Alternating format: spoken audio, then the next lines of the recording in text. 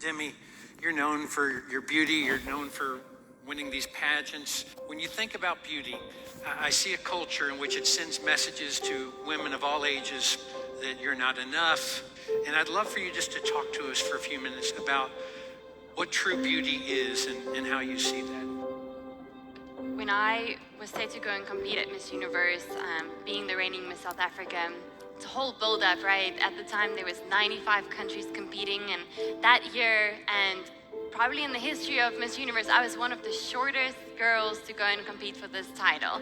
And now if you think of models and beauty queens, they're usually tall, and people started placing me in this box saying, oh, she won't win because she's too short, started defining me in certain ways. And it's hard for that not to get to you, right? In the same way that I know so many young girls watch Instagram or watch social media and puts themselves in boxes that is the way social media defines us to look or act like.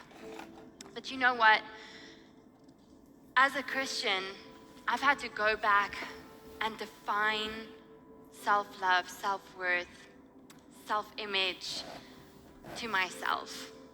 And the definition that I got to was, as a Christian, I need to have confidence in who God says I am.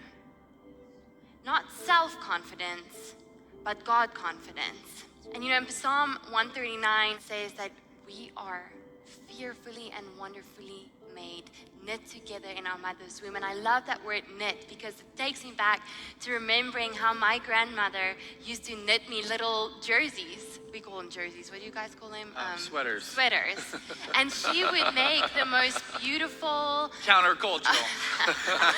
She would make the most beautiful patterns. And one time she made me like a little panda bear. And we were on holiday together and she spent days just sitting there knitting that jersey, pulling it out, redoing it, wanting to make sure that it's perfect, that pattern she's creating on that sweater is perfect. You know, it makes me realize when I read Psalm 139 verse 13 that God knit us in our mother's womb, that He had a precise plan for our life, that He created us in love, by love, and for love. And if that does not make you feel worthy, I don't think any amount of makeup, any amount of clothes, any amount of shoes, any amount of bags will ever make you feel worthy.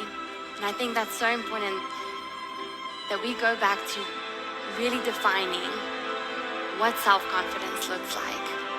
That we need to remove the word self and replace it with God and make it God confident.